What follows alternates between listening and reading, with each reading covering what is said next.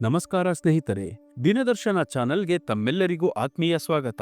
ಇಂದು ನಾವು ರಾಶಿಚಕ್ರದ ಅತ್ಯಂತ ಜ್ಞಾನಿ, ಆಶಾವಾದಿ ಮತ್ತು ಸ್ವಾತಂತ್ರ್ಯಪ್ರಿಯ ರಾಶಿಯಾದ ಧನು ರಾಶಿಯವರ ಬಗ್ಗೆ ವಿವರವಾಗಿ ತಿಳಿದುಕೊಳ್ಳೋಣ. ಧನು ರಾಶಿಯವರು ಜ್ಞಾನ, ಗುರಿ ಮತ್ತು ಸದಾ ಧನಾತ್ಮಕ ಚಿಂತನೆಯ ಸಂಕೇತ. ನಿಮ್ಮಲ್ಲಿ ದೊಡ್ಡ ದೊಡ್ಡ ಕನಸುಗಳಿವೆ, ಎತ್ತರದ ಗುರಿಗಳಿವೆ.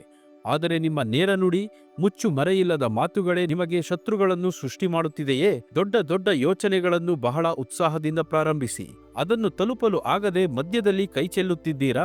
ಏನಿದು ಬದುಕು? ಬರೀ ಹೋರಾಟವೇ ಆಯ್ತಲ್ಲ. ಅಂದುಕೊಂಡಿದ್ದು ಒಂದು ಆದರೆ ಆಗ್ತಿರೋದು ಇನ್ನೊಂದು ಅಂತ ನಿಮಗೆ ಅನಿಸದೇ ಇರುವುದಿಲ್ಲ. ನಿಮ್ಮ ಈ ಎಲ್ಲಾ ಸಮಸ್ಯೆಗಳಿಗೂ, ನಿಮ್ಮ ಗುರಿಗಳನ್ನು ತಲುಪಲು ಇರುವ ಅಡೆತಡೆಗಳಿಗೂ ಹಾಗೂ ನಿಮ್ಮ ಅದೃಷ್ಟವೇ ಬದಲಾಗಿ ನೀವು ಅಂದುಕೊಂಡಿದ್ದನ್ನು ಸಾಧಿಸುವಂತಹ ಒಂದು ದೈವಿಕ ಸೀಕ್ರೆಟ್ ತಂತ್ರವನ್ನ ಇಂದಿನ ಈ ವಿಡಿಯೋದಲ್ಲಿ ವಿವರವಾಗಿ ತಿಳಿಸಿಕೊಡ್ತಿದ್ದೀನಿ. ಈ ವಿಡಿಯೋವನ್ನು ಕೊನೆವರೆಗೂ ನೋಡಿ. ನಿಮ್ಮ ಜೀವನದ ಬಾಣವನ್ನು ಸರಿಯಾದ ಗುರಿಯತ್ತ ಹೂಡಿ. ಅದಕ್ಕೂ ಮುನ್ನ ನೀವು ಧನು ರಾಶಿಯವರಾಗಿದ್ದರೆ ಈ ವಿಡಿಯೋಗೆ ಒಂದು ಲೈಕ್ ಮಾಡಿ. ಹಾಗೆ ನೀವಿನ್ನು ನಮ್ಮ ದಿನದರ್ಶನ ಚಾನಲ್ಗೆ ಸಬ್ಸ್ಕ್ರೈಬ್ ಆಗಿಲ್ಲ ಅಂದ್ರೆ ಈಗಲೇ ಸಬ್ಸ್ಕ್ರೈಬ್ ಮಾಡಿ ಮತ್ತು ಪಕ್ಕದಲ್ಲಿ ಬರುವ ಬೆಲ್ ಐಕಾನ್ ಅನ್ನು ಕ್ಲಿಕ್ ಮಾಡಿ. ಮೊದಲಿಗೆ ಧನು ರಾಶಿಯವರ ವ್ಯಕ್ತಿತ್ವವನ್ನು ಅರ್ಥ ಮಾಡಿಕೊಳ್ಳೋಣ. ಇವರ ಚಿಹ್ನೆ ಅರ್ಧ ಮನುಷ್ಯ, ಅರ್ಧ ಕುದುರೆಯಾಗಿ ಬಾಣವನ್ನು ಹಿಡಿದಿರುವ ಬೇಟೆಗಾರ. ಇದು ಉನ್ನತ ಜ್ಞಾನ ಮತ್ತು ಗುರಿಯ ಕಡೆಗೆ ಸಾಗುವ ಇವರ ಮನಸ್ಥಿತಿಯನ್ನು ತೋರಿಸುತ್ತದೆ. ಇವರ ಜ್ಞಾನದ ಹಸಿವು ಹೆಚ್ಚು. ಸದಾ ಹೊಸ ವಿಷಯಗಳನ್ನು ಕಲಿಯಲು, ಪುಸ್ತಕಗಳನ್ನು ಓದಲು ಇಷ್ಟಪಡುತ್ತಾರೆ. ಪ್ರಯಾಣ ಮಾಡುವುದು, ಹೊಸ ಜಾಗಗಳನ್ನು ನೋಡುವುದು, ಹೊಸ ಸಂಸ್ಕೃತಿಗಳನ್ನು ಕಲಿಯುವುದು ಇವರ ರಕ್ತದಲ್ಲೇ ಇದೆ. ಇವರು ಎಂತಹ ಕಷ್ಟದ ಪರಿಸ್ಥಿತಿಯಲ್ಲೂ ಧನಾತ್ಮಕವಾಗಿ ಯೋಚಿಸುತ್ತಾರೆ ಮತ್ತು ತಮ್ಮ ಹಾಸ್ಯ ಪ್ರಜ್ಞೆಯಿಂದ ಸುತ್ತಮುತ್ತಲಿನವರನ್ನು ನಗಿಸುತ್ತಾ ಇರುತ್ತಾರೆ. ಈ ರಾಶಿಯ ಅಧಿಪತಿ ದೇವಗುರು ಬೃಹಸ್ಪತಿ, ಅಂದರೆ ಗುರುಗ್ರಹ. ಗುರು ಜ್ಞಾನ, ಬುದ್ಧಿ, ಸಂಪತ್ತು, ಅದೃಷ್ಟ ಮತ್ತು ವಿಸ್ತರಣೆಯ ಕಾರಕ.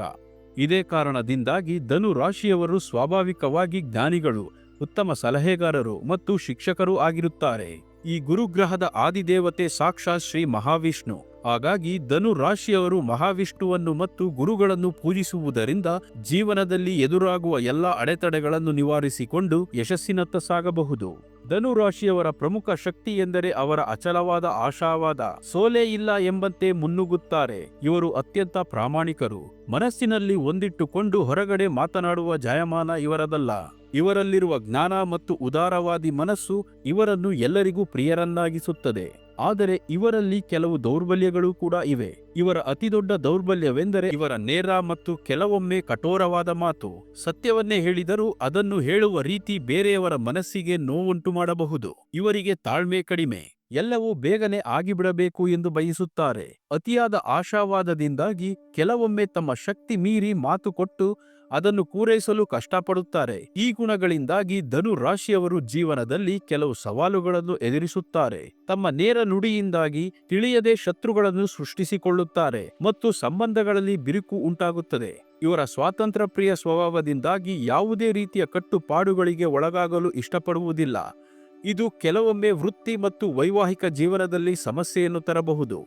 ಉತ್ಸಾಹದಿಂದ ಯೋಜನೆಗಳನ್ನು ಪ್ರಾರಂಭಿಸಿದರೂ ಬೇಗ ಆಸಕ್ತಿ ಕಳೆದುಕೊಂಡು ಅದನ್ನು ಅರ್ಧಕ್ಕೆ ನಿಲ್ಲಿಸುವ ಸಾಧ್ಯತೆ ಹೆಚ್ಚು. ಈ ಎಲ್ಲ ಸಮಸ್ಯೆಗಳಿಂದ ಪಾರಾಗಲು ಮತ್ತು ನಿಮ್ಮ ಗುರಿಯನ್ನು ತಲುಪಲು ಒಂದು ಅತ್ಯಂತ ಸರಳ ಮತ್ತು ಶಕ್ತಿಶಾಲಿಯಾದ ಪರಿಹಾರ ಇಲ್ಲಿದೆ. ಇದನ್ನು ಶ್ರದ್ಧೆಯಿಂದ ಪಾಲಿಸಿದರೆ ಗುರುಬಲ ಹೆಚ್ಚಾಗಿ ನಿಮ್ಮ ಜೀವನದಲ್ಲಿ ಯಶಸ್ಸು ಖಚಿತ. ಈ ಪರಿಹಾರವನ್ನು ಧನು ರಾಶಿಯ ಶುಭ ದಿನವಾದ ಗುರುವಾರದಂದೇ ಮಾಡಬೇಕು. ಇದಕ್ಕಾಗಿ ನಿಮಗೆ ಒಂದು ಹಳದಿ ಬಣ್ಣದ ವಸ್ತ್ರ, 2 ಮಣ್ಣಿನ ಹಣತೆಗಳು, ಶುದ್ಧವಾದ ಹಸುವಿನ ತುಪ್ಪ ಮತ್ತು ಸ್ವಲ್ಪ ಕಡಲೆಬೇಳೆ ಬೇಕಾಗುತ್ತದೆ. ಪ್ರತಿ ಗುರುವಾರ ಬೆಳಿಗ್ಗೆ ಸ್ನಾನ ಮಾಡಿ ಶುಭ್ರವಾಗಿ ನಿಮ್ಮ ಮನೆಯ ದೇವರ ಕೋಣೆಯಲ್ಲಿ ಅಥವಾ ಯಾವುದಾದರೂ ಶ್ರೀ ಮಹಾವಿಷ್ಣುವಿನ ಅಥವಾ ಗುರು ರಾಘವೇಂದ್ರ ಸ್ವಾಮಿಗಳಂತಹ ಗುರುಗಳ ಸನ್ನಿಧಾನಕ್ಕೆ ಹೋಗಿ ಈ ಪರಿಹಾರವನ್ನು ಮಾಡಬೇಕು. ಒಂದು ಹಳದಿ ಬಣ್ಣದ ವಸ್ತ್ರವನ್ನು ಹಾಸಿ ಅದರ ಮೇಲೆ 2 ಮಣ್ಣಿನ ಹಣತೆಗಳನ್ನು ಇಡಿ. ನಂತರ ಆ ದೀಪಗಳಿಗೆ ಹಸುವಿನ ತುಪ್ಪವನ್ನು ಹಾಕಿ ಬತ್ತಿ ಹಚ್ಚಿ ನಿಮ್ಮ ಮನಸ್ಸಿನಲ್ಲಿ ನನ್ನ ಜ್ಞಾನವು ಸದ್ಬಳಕೆಯಾಗಲಿ, ನನ್ನ ಗುರಿ ತಲುಪಲು ಇರುವ ಅಡೆತಡೆಗಳು ನಿವಾರಣೆಯಾಗಲಿ ಎಂದು ಸಂಕಲ್ಪ ಮಾಡಿಕೊಂಡು ಈ ದೀಪಗಳನ್ನು ಹಚ್ಚಬೇಕು.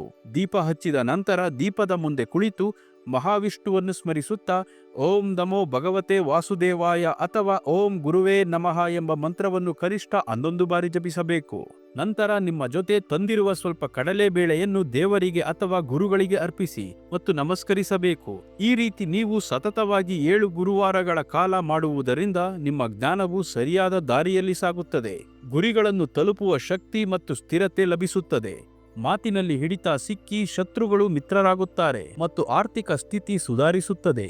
ಈ ಮುಖ್ಯ ಪರಿಹಾರದ ಜೊತೆಗೆ ನಿಮಗೆ ಹಳದಿ ಮತ್ತು ಕೇಸರಿ ಬಣ್ಣಗಳು ಬಹಳ ಶುಭಕರ. ನಿಮ್ಮ ಅದೃಷ್ಟದ ರತ್ನವೆಂದರೆ ಪುಷ್ಯರಾಗ. ಆದರೆ ಇದನ್ನು ಧರಿಸುವ ಮುನ್ನ ಅನುಭವಿ ಜ್ಯೋತಿಷಿಗಳ ಸಲಹೆ ಪಡೆಯುವುದು ಅತ್ಯವಶ್ಯಕ.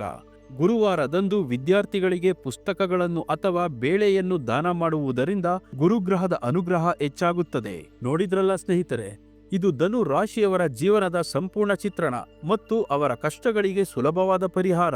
ನಂಬಿಕೆ ಮತ್ತು ಶ್ರದ್ಧೆಯಿಂದ ಈ ತಂತ್ರವನ್ನು ಪಾಲಿಸಿ. ನಿಮ್ಮ ಜೀವನದಲ್ಲಿ ಆಗುವ ಧನಾತ್ಮಕ ಬದಲಾವಣೆಯನ್ನು ನೀವೇ ಕಾಣುವಿರಿ.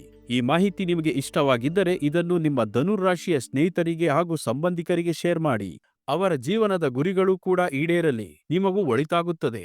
ಮುಂದಿನ ವಿಡಿಯೋದಲ್ಲಿ ಮತ್ತೊಂದು ರಾಶಿಯ ಸಂಪೂರ್ಣ ಮಾಹಿತಿಯೊಂದಿಗೆ ನಿಮ್ಮನ್ನು ಭೇಟಿಯಾಗುತ್ತೇನೆ. ಅಲ್ಲಿಯವರೆಗೂ ನಮಸ್ಕಾರ.